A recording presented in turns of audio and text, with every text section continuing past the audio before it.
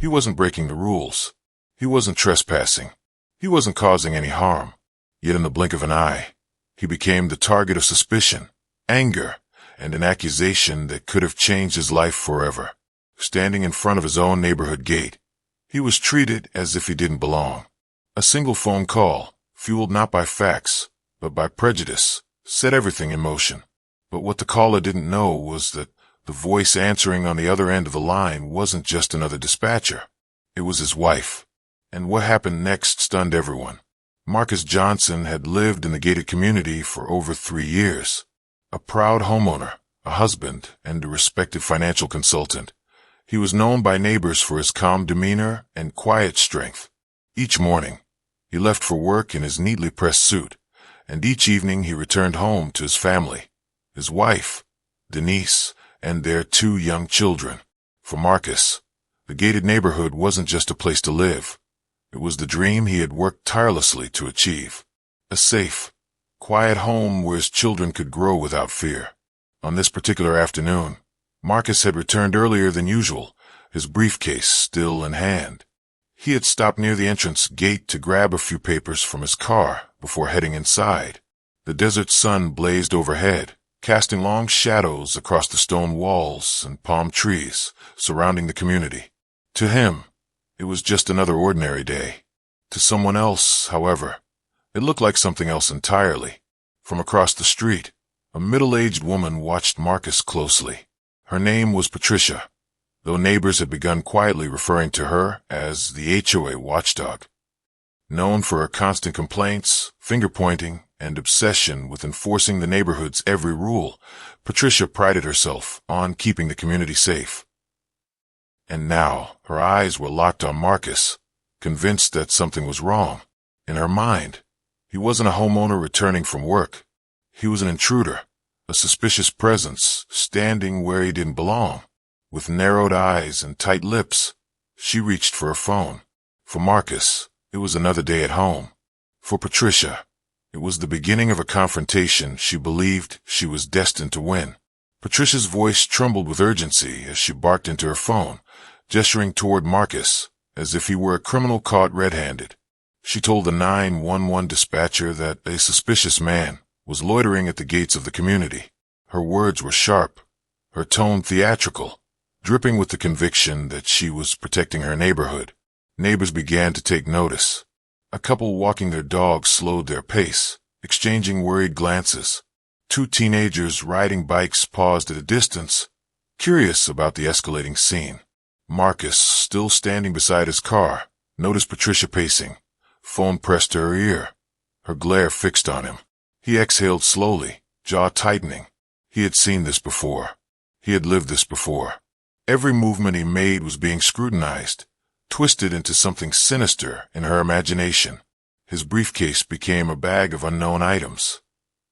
His car, a vehicle she had never seen before. His very presence, his skin color, was enough for her to believe he didn't belong. But Marcus refused to give her the satisfaction of a reaction. He straightened his suit jacket, lifted his chin, and stood tall. Calm, collected, and silent. That silence infuriated Patricia even more. She raised her voice, waving her free hand dramatically, as though the entire world needed to witness her heroism. Inside the 911 call center, phones rang nonstop, operators typing rapidly as voices filled their headsets. Among them sat Denise Johnson, a seasoned dispatcher. She was trained to handle crises with clarity and calm. She had heard it all: car accidents, home invasions, emergencies big and small. But nothing could have prepared her for this. The voice in her headset was Patricia's. Breathless, panicked, dripping with urgency. She described Marcus in detail. Tall, black male, standing by a car at the gates, acting suspicious. Denise froze, heart skipping a beat. Her fingers hovered above her keyboard, the description hitting her like a punch to the chest. She knew that voice. She knew that car. She knew that man. It was her husband. Denise's training demanded neutrality, but her heart roared in her chest. She listened carefully, letting Patricia ramble on, every exaggerated word cutting deeper. Around her, other dispatchers carried on with their calls, unaware of the storm brewing in her headset. Meanwhile, outside the gate, Marcus remained calm. Neighbors gathered in small clusters, whispering, some skeptical, some concerned. Patricia's voice carried across the street, loud enough for many to hear. She declared herself the community's protector, insisting that this man had no business being there. But tension was building. Sirens wailed faintly in the distance, growing closer with every second. Patricia's eyes lit up with triumph. She pointed at Marcus, her voice shrill with conviction. To her, this was the moment she would be proven right. But what she didn't realize was that the dispatcher she had been feeding lies to wasn't just another faceless operator. It was the wife of the man she had just tried to criminalize. The stage was set. The sirens grew louder. Neighbors' whispers turned into uneasy silence. Marcus tightened his grip on his briefcase, not out of fear, but out of the heavy knowledge that even in his own community, he was still seen as a threat. The question wasn't whether he belonged there. The question was what would happen when the truth came to light. The patrol car rolled into view, red and blue lights flashing against the stone walls of the gated community. Patricia waved frantically, as though welcoming an army to her side. She pointed toward Marcus with a dramatic flourish, her words tumbling over each other in a rush of vindication. "This is him," she cried. "That's the man I told you about." Marcus didn't move. His calmness was a shield, though his pulse quickened beneath the surface. He had lived through this script before. The false suspicion, the assumptions, the way authority was summoned against him like a weapon. The difference now was who had been on the other end of that call. The officer stepped out, hand resting cautiously on his belt. Patricia's chest swelled with pride. Neighbors watched with bated breath.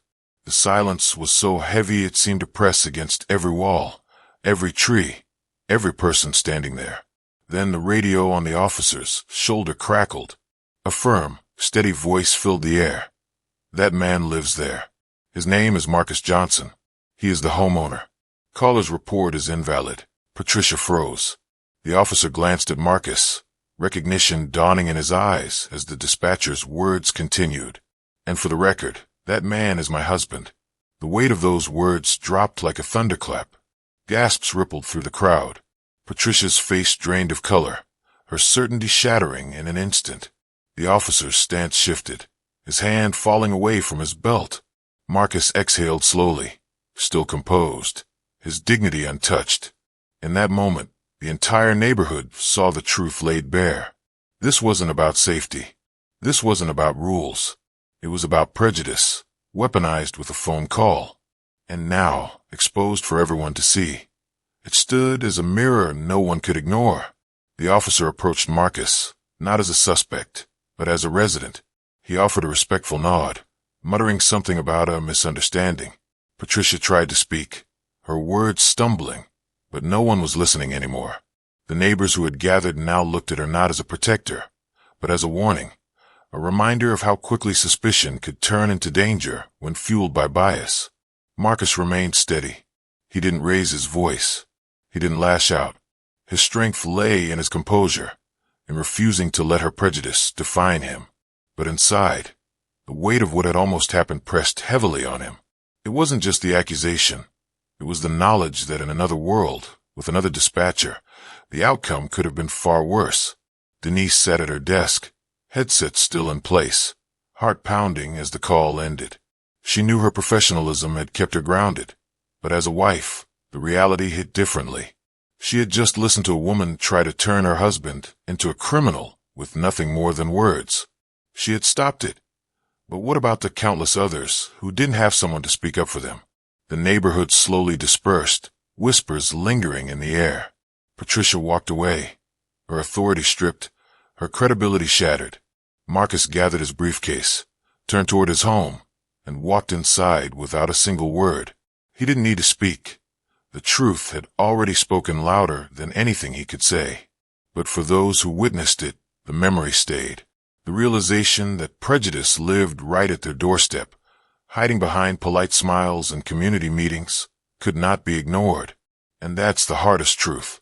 Marcus was safe that day because his wife happened to be the one answering the phone. But how many others won't be as lucky? How many more calls will turn neighbors into suspects, homeowners into intruders, lives into headlines? If this story opened your eyes, share it. If it moved you, comment. And if you believe these stories must keep being told, subscribe. Because silence only protects injustice, and every voice raised is a step closer to change.